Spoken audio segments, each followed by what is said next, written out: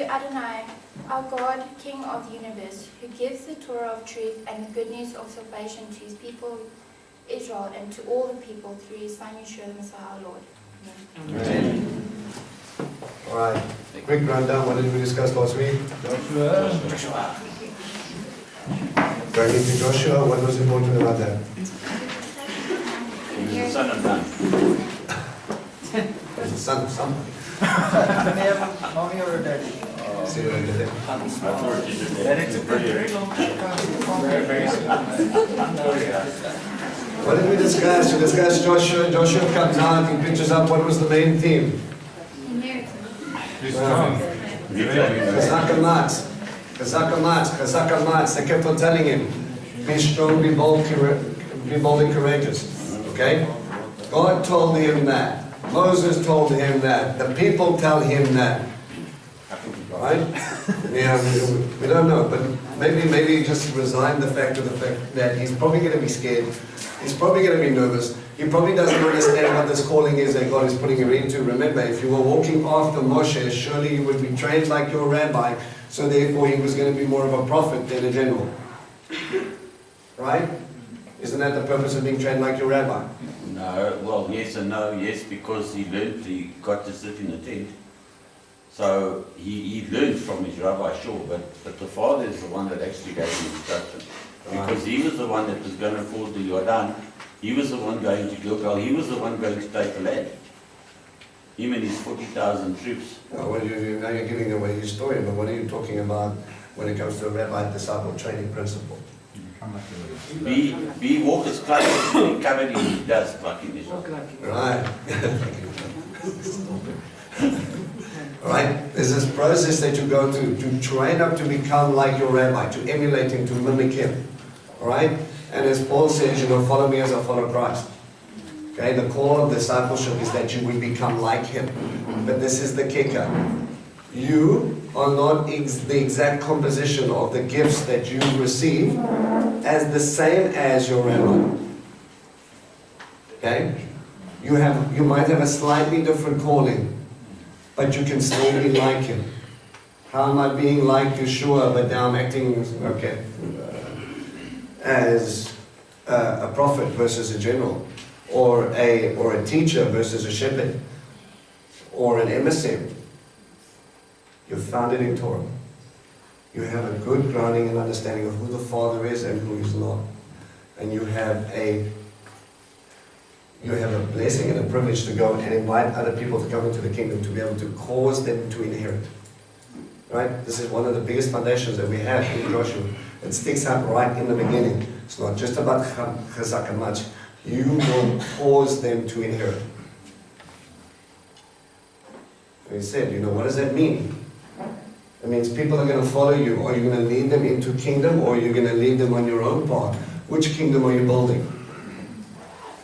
Is it about you? Or is it about the stones that He is giving you, that you can ask Abba to mold and shape through the Ruach HaKodesh to get them to understand the fullness and bring them into an eternal kingdom, eternal fruit?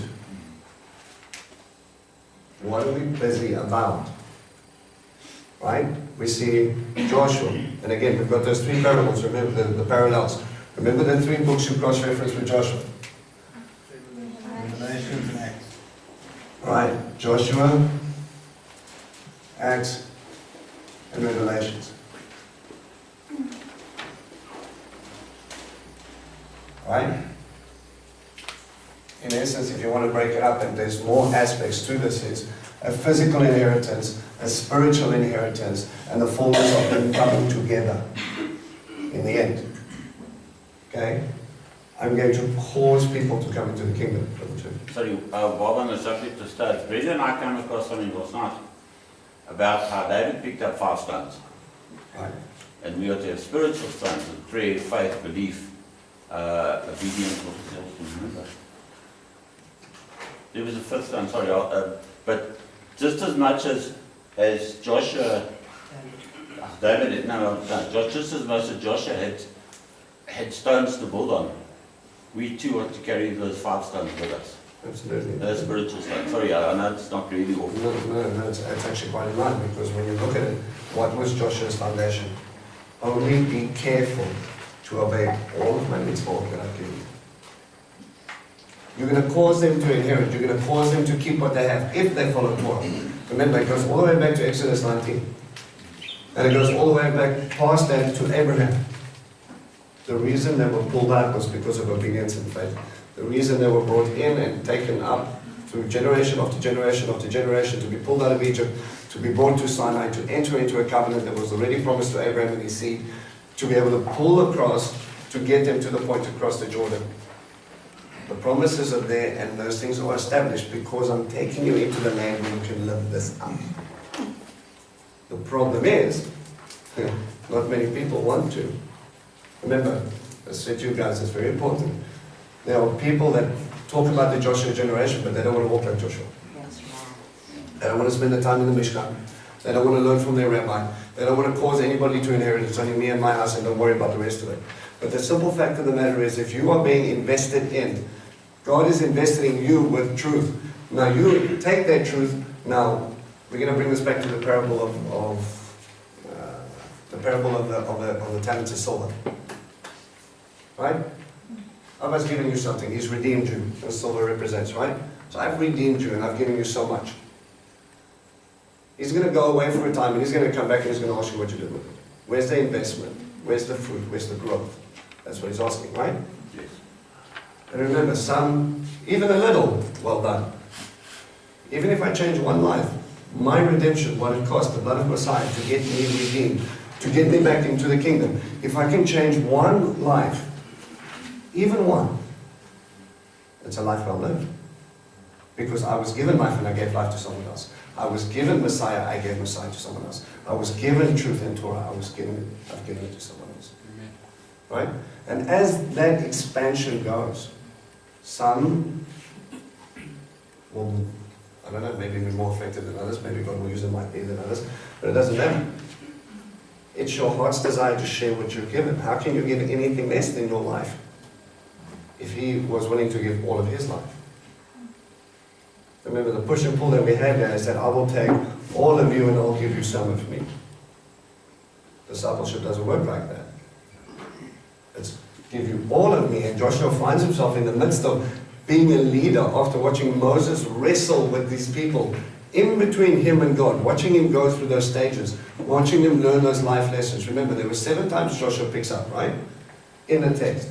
And we get 7 lessons that he goes through to prepare him to get him to this place. And now this is now, all right, you know the lessons, time to act, be strong, I'm with you. We've got reaffirmation from Moses, God said, from God himself. All of a sudden, God's talking directly to Joshua. And then we've got the people saying, don't worry, may God be with you just as He was with Moshe. And even to the point, if you say go and we don't, may those people be put to death. Why? Disobedience? The last time we listened to other people while we were in the wilderness, our parents never made it across here. We don't want to make that mistake. Right? Sometimes people are going to make mistakes. You're going to bump your toe, you're going to choose it. But we're talking about, there's a slight difference between a learning curve and a rebellion. When they got all the way up to when the 12 spies went out, they have already tested God in a bad way 10 times. And He says, no more. I'm sticking out my hand, asking if you want to partner with me. We're going to take this thing. I want to do something crazy through you. I want to show the world who I am through you. I want to bring them into my kingdom. The whole point of it all is to redeem them back to the Father. You get to play a part in that. That's your invitation. Think about that for a second. If we're causing people to walk into a spiritual inheritance, a fullness of redemption, an eternal kingdom, and He says, you're the one that's going to do that for me. I'm going to do it through you and it's going to be cool, and don't stress too much about the details, but this is what's going to happen.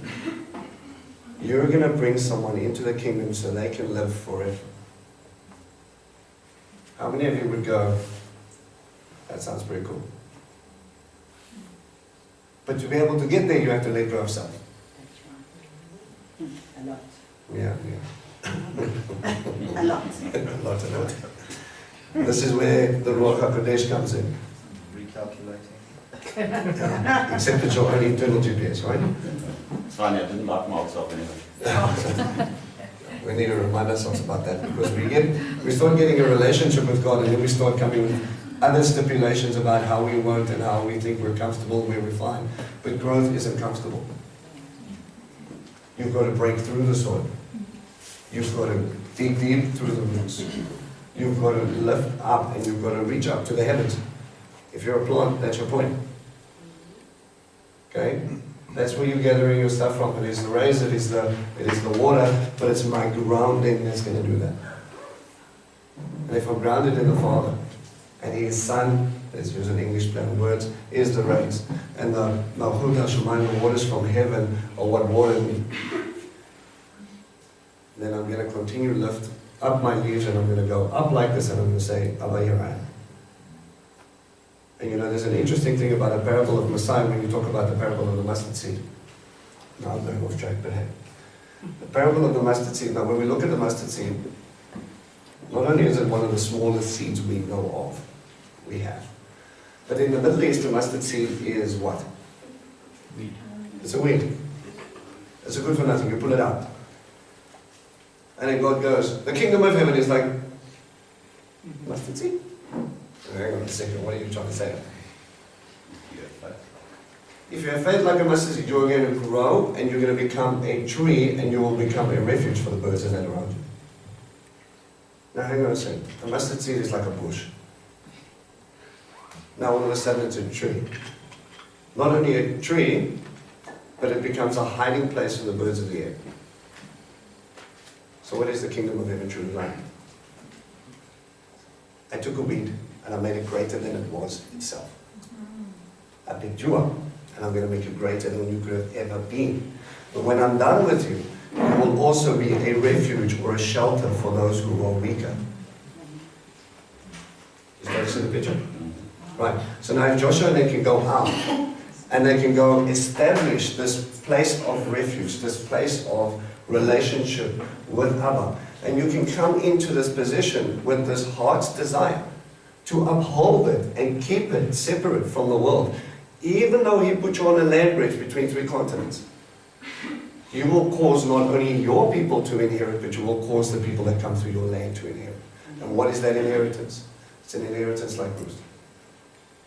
Your people will be my people, your God will be my God. Do not press me to leave you where you are buried, I will be buried. That's it, it's done. For me, that's a twofold thing. It's the first level of conversion. Okay? Abraham became Ivri, he crossed over. But Ruth understands what that meant. And she goes, I will take your God and everything with it. But for me, it resounds very deeply with me in this call to discipleship. Get up, leave everything behind, and follow your rabbi so you can become like him. What's the greater call? Remember, the disciples left fishing boats. They had a responsibility to the community, they had a responsibility to their father, they had a responsibility to their business. And it says they dropped their nets and they went up and they found. Not all of them. Peter was called 3 times. But he left them all behind. What's greater to you, an earthly kingdom or the spiritual one? The chance to walk with a rabbi. The chance to listen to the words of God, to study it, to get an insight. And you think for a second they understood that when they dropped those nets they would have a chance to walk with God just like Adam did. No, they didn't even think that far. But if they refused it, they would have missed an opportunity to do so. When was the last time God was able to walk around and we would have a conversation, eat together and have a good time? Not just for little spots of Abraham meeting with God just before Sodom and Gomorrah. I'm talking about, if what we understand correctly, a 3.5 period. That's a relationship taking you back to God there. But all you have to do is leave your nets, leave your family, leave whatever you need to do and you need to go for. And you will be able to take what you've learned and through the power of the Ruach HaKodesh be molded and changed from the inside out and become bold. The parallel with Acts is quite strong because you have Joshua who seems to be kind of in the background the entire time while Moses is fighting the battles. But slowly but surely, God brings Joshua to the forefront, right? Here we have Peter sitting in the background in the Gospels, except when he's busy putting his foot in it. But when he comes out, the Nile, all of a sudden Acts 2 pops out and there he's standing there, probably on temple steps, screaming at the top of the lungs, the Messiah whom you crucified. Now he's got some chutzpah all of a sudden, I don't know where that came from, right? It could only come from the Ruach HaKodesh. There was an internal change, and he was able then to grab hold of them, and he caused 3,000 people to be saved. He caused them to inherit through his boldness, through his courage. This is your call. Right? You with me? Chapter 3.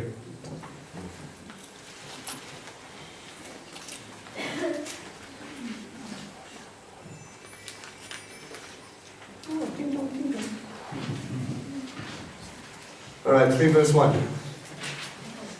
Yehoshua got up early in the morning and they left Shittim and came to the Yarden. He with all the people of Israel, they camped there before crossing. After 3 days, again, you notice the cycle with Joshua.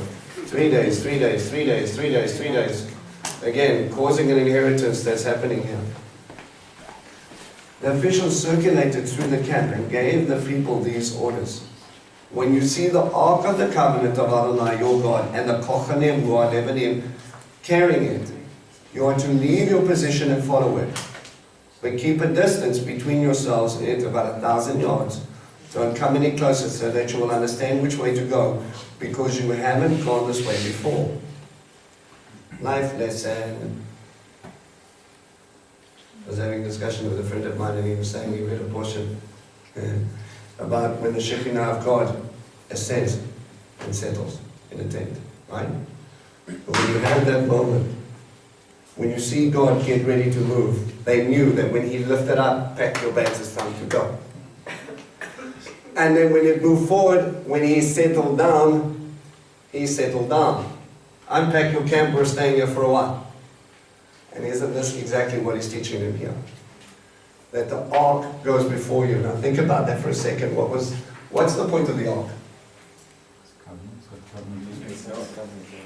Right? The presence of God. Well, the Shekinah will show the presence of God, but you're on the right track as well. But for an Israelite, right? It's called, it says in the ark, and we go, it's the Ark of the Covenant, immediately. Why? How do we know that? Because it held the covenant. Yeah, because it had the covenant, the ketubah in the covenant, in it, right? So this is our copies of our ketubah airbox. Kind of important, yes, especially if it's got the, don't worry, you're going to get a 40,000 square mile piece of land for you. I'm not saying that's how big Israel is, I'm just mixing it. And it's both copies as well. Yeah, both copies. So our copy is where he is. So we need to be where God is, right? So we have our ketubah. What else is in there? The staff of Aaron. Staff of Aaron. Why is that important? Because it What does this staff represent? Authority. I've given my authority. I've anointed you for that purpose. And remember when they came up and they tested Aaron. There's been continual this push and pull between Aaron and Moshe. Remember, we've got 3 siblings that were kind of like a triad of power, if you could call it that way. We've got Moshe, we've got Aaron, and we've got Miriam.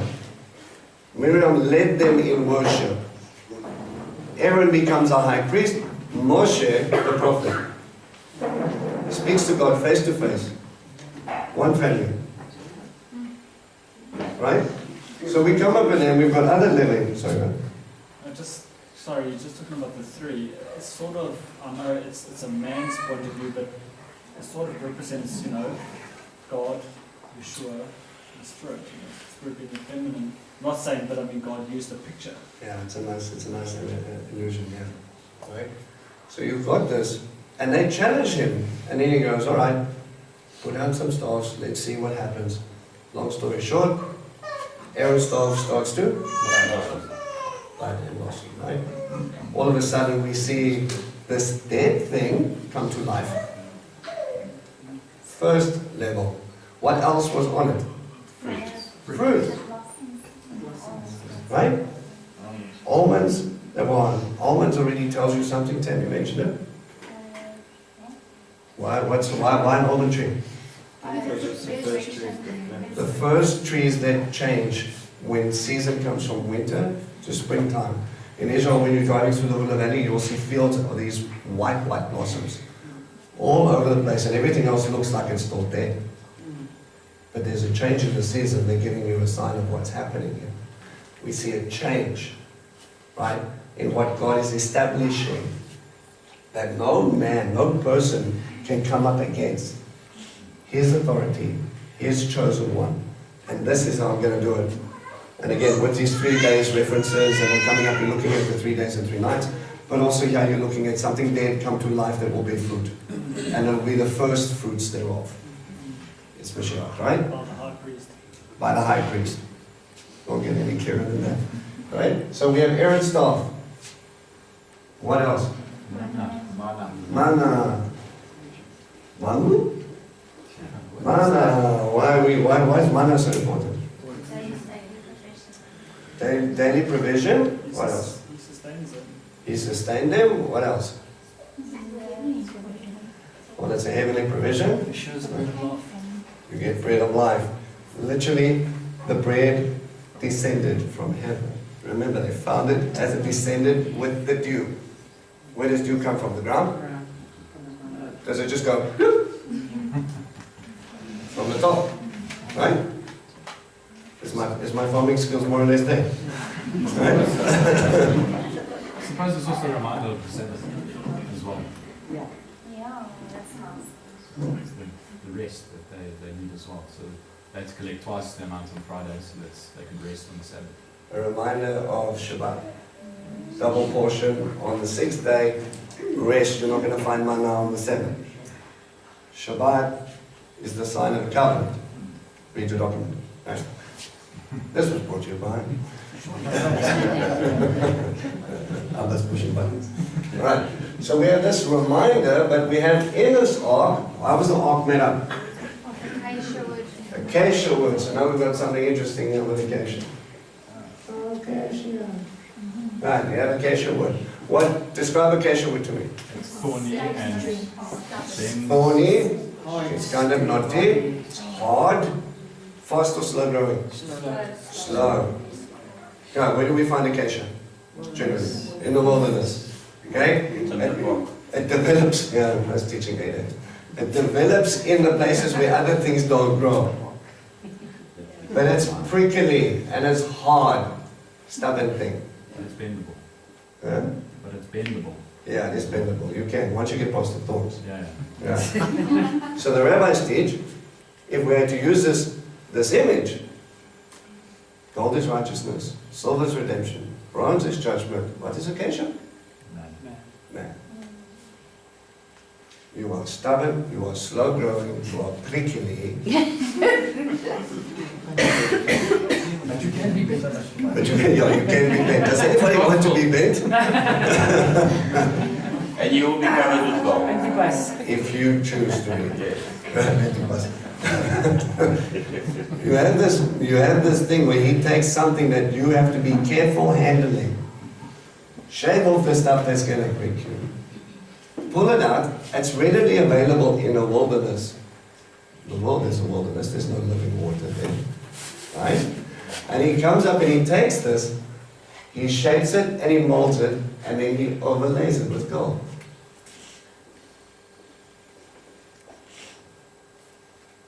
Gold is a symbol of what? Righteousness. Righteousness. I will cover you with my righteousness.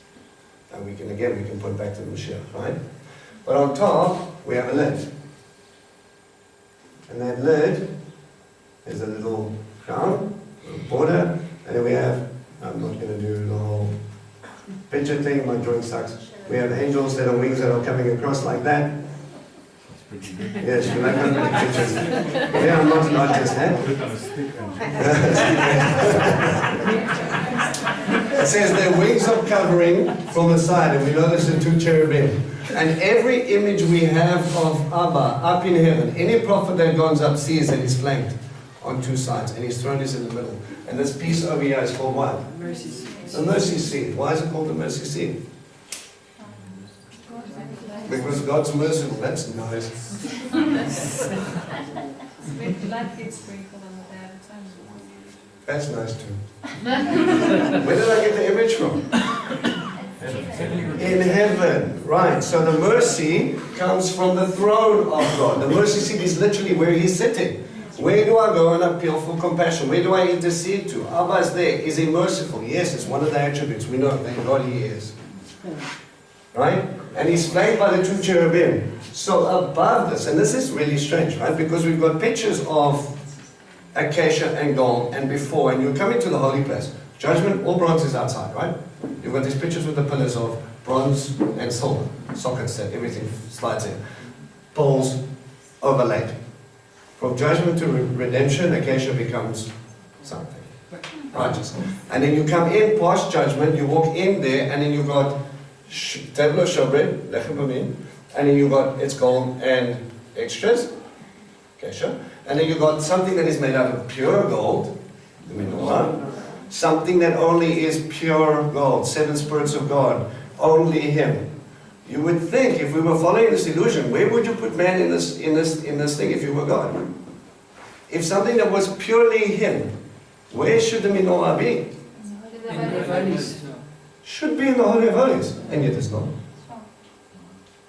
Bread of my presence.